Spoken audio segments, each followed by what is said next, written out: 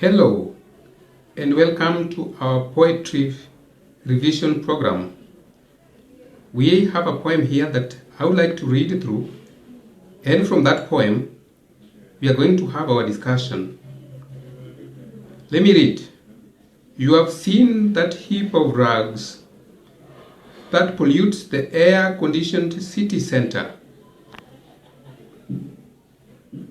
that louse that creeps about in the clean care of sophistication. You have seen him waylay his betters and make them start, especially when they have no change. You recall the day you came upon him, and you were startled by his silent presence intruding into your preoccupation. You held a coin which missed the mark and rolled into the gutter, where he groped for it with a chilling grotesque gratitude that followed you down the street. You dived into the nearest shop to escape the stare of the scandalized crowd that found you guilty of recalling attention to the impenetrable patience they had learned not to see. This is a poem by Laban Erapo. Enjoy our discussions. We have read the poem The Guilt of Giving by Laban Erapo, and I believe that you enjoyed my reading and you have also read together with me. Now, there are commonly asked questions when it comes to poetry that the candidate needs to be aware of. Remember that each and every genre of literature has got its own way of appreciation. And in English paper 2, the title of the paper is Comprehension, Literary Appreciation and Grammar. And remember, poetry falls under the subtitle Literary Appreciation. So there is a way in which the candidate is supposed to appreciate poetry, and there are certain elements that we use when we want to appreciate poetry. Number one is we appreciate poetry when we know its subject matter. So the first area of appreciation when it comes to poetry is the subject matter. So it is a common question. You can read through the poem like The Guilt of Giving, and you're asked the question, what is the subject matter of the poem? Or you can be asked, what is this poem about? And you're required to respond accordingly. The second way of appreciating poetry is in its stylistic devices. So you can appreciate a poem by using the styles that have been used in that poem. So you can be given this poem, The Guilt of Giving, and therefore you asked the stylistic devices. Under stylistic devices, sometimes it is so direct they ask to identify and illustrate. But remember, that is not the only way of testing stylistics. We can also ask you to explain the use of imagery in a poem. When that is asked, remember that it is the same on stylistic devices. Now, they can also ask you the use of figurative language. The figurative language still also falls under stylistic devices. So it is up to you, but remember that one of the questions that you will definitely meet in an examination or situation when we test poetry, because it is an element of appreciation, is on stylistic devices. There was a year that they tested something on foregrounding, and they asked a very simple question: how has the writer, or how has the poet foregrounded the message in the poem? So in that year, quite a number of candidates failed, but it simply required that the candidate interprets foregrounding of information to mean stylistic devices. So I've given you the various versions of testing poetry, and specifically on stylistic devices. Now, that is the second item of appreciation. The third item of appreciation in poetry is the persona. Who is the person or the voice that is speaking in the poem? So you have to identify the voice that is speaking. It could be the voice of a policeman. It could be the voice of a beggar.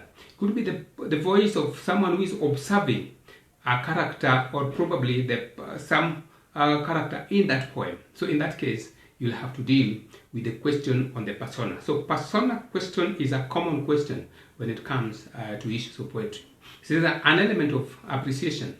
Therefore, the candidate needs to be aware of the same. Now, apart from that, we also have questions that are touching on three aspects Number 1 is tone, number 2 is mood, and number 3 is attitude. Hello and welcome to our poetry revision program. We have a poem here that I would like to read through, and from that poem we are going to have our discussion. Let me read. You have seen that heap of rags that pollutes the air-conditioned city center, that louse that creeps about in the clean care of sophistication. You have seen him waylay his betters and make them start, especially when they have no change. You recall the day you came upon him, and you were startled by his silent presence intruding into your preoccupation. You hurled a coin which missed the mark and rolled into the gutter, where he groped for it with a chilling grotesque gratitude that followed you down the street. You dived into the nearest shop to escape the stare of the scandalized crowd that found you guilty of recalling attention to the impenetrable patience they had learned not to see. This is a poem by Laban Erapo. Enjoy our discussions. Has always done what we call developing tests. Is that when we ask the question on attitude, we cannot go again and ask tone and mood, because that will be too much for the candidate or the student. So sometimes we test them alternately, so that in one single paper it would not be very prudent for an examiner to test all the three aspects: attitude, mood, and tone. So those are some of the aspects or elements of appreciation when it comes to poetry. And lastly, there is that bit of language where you are asked to explain a word or probably a phrase in that particular poem, a literary phrase that is in that particular poem. So when we ask such questions, remember, we are dealing with issues of appreciation.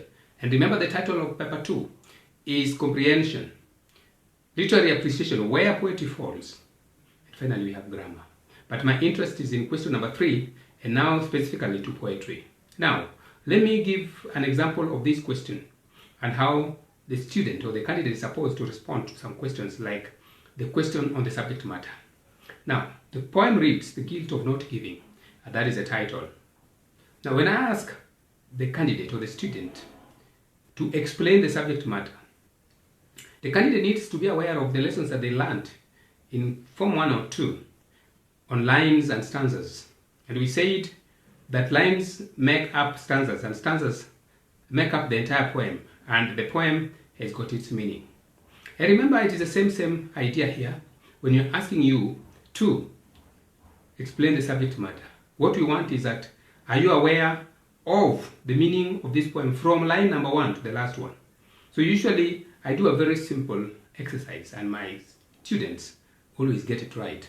For instance, if the distribution of marks in this case is 4 marks, I tell them to use their knowledge of line and stanza in Form 1 and Form 2 to come up with the subject matter. For instance, in this poem, we have how many lines? Let me count. 1, 2, 3, 4, 5, 6, 7, 8, 9, 10, 11, 12, 13, 14, 15, 16, 17, 18, 19, 20, 21, 22, 23, 24. So the poem has got 24 lines. So I tell them a very simple formula that they need to use the distribution of mark that has been given. In this case, if it is 4 marks, then they have to divide that 4 marks with the 24 lines. And that one comes to 6. So after every 6 lines, then you have to explain in your own words. So we will count the lines that are there.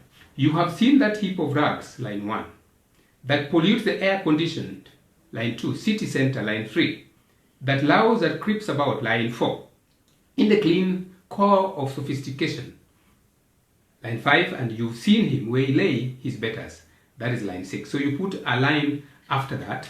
So what we will do with our students is to put a line after you've seen him waylay his betters. And at that level, I ask our students to explain what they have understood in their own language, in one sentence, within the first 6 lines. So in this case, if a candidate tells me that the first 6 lines is about seeing the beggar, someone passing by and beholds a beggar, someone passing by and sees a beggar, then in that case, the first line has been explained. The first 6 lines have been explained, and therefore we cannot deny the candidate or the student the first line. Remember, here we are not dealing with the question of the deeper meaning. We are looking at that meaning that comes in the mind of a candidate at a very shallow level. We just want to know the plot, or probably what is the message from line 1 to the last line. Then the next bit is the next 6 lines, and make them start, especially when they have no change. You recall the day you came upon him, and you were startled by his silent presence intruding into your preoccupation. You held a coin. So the first sentence, or the first statement that the candidate made, is that a passerby sees a beggar or beholds a beggar. Then in the second 6 lines, if it tells us that this passerby actually throws a coin or hurls a coin at the beggar. He throws a coin at the beggar because maybe the beggar is in rags and doesn't need a lot of his or her attention, and throws a stone, a coin. Then that will score. So it is simple. The first case of marking will be a passerby beholds or sees a beggar. Take 1.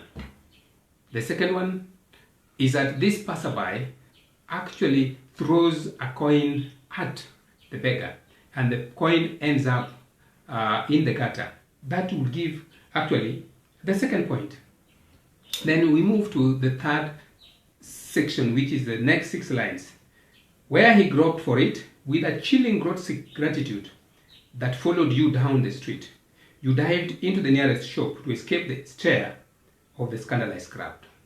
So what happens is that this person that threw the coin at the beggar now disappears behind the shops because he's afraid that people are watching him, giving or treating the beggar nicely.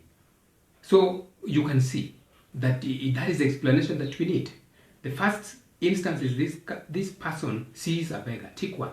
The second is that he hurls a coin at the beggar and the coin drops into the gutter. Tick 2. And number 3 is that he now disappears behind the shops because of the stare of the people who are watching at him as if he's done something wrong.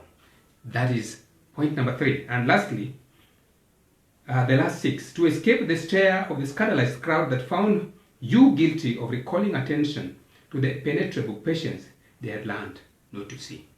So he felt so guilty that the kind of attention that he gave to the beggar is now looked at by the passerbys or people who are by the beggar as something that is wrong.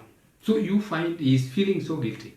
So when a candidate tells us that the meaning of this poem is about someone passing by, take 1, and sees a beggar and throws a coin at that beggar, and the coin drops in the gutter, take 2, then he feels guilty and disappears behind the shops because of the stares of the other people, take 3. And lastly, he is guilty. He feels guilty because these people feel that he had given attention to someone that they had forgotten.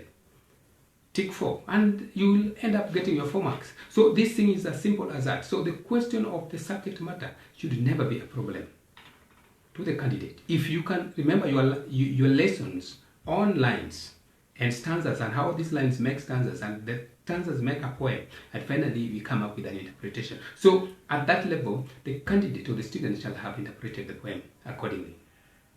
Now, the second level of interpretation, of appreciation, is always on the stylistic devices. So we will read and try to find out the kind of stylistic devices that are in this poem. So let me read it through. You have seen that heap of rags that pollutes the air-conditioned city center.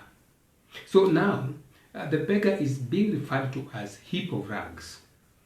He is not given his full name. He is now referred to as heap of rags.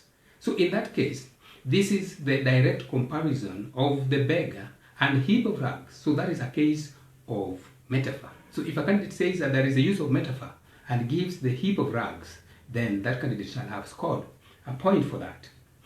That louse that creeps about in the clean core of sophistication, again, is being called a louse. So making reference to a beggar in this case as a louse is a case of metaphor. So the louse is metaphorically used to refer to the beggar, because remember that people don't pay attention to small things like the louse, and the beggar is in this case an example of a louse. So the candidate will get a point still illustrating metaphor. You've seen him waylay his betters and make them start, especially when they have no change.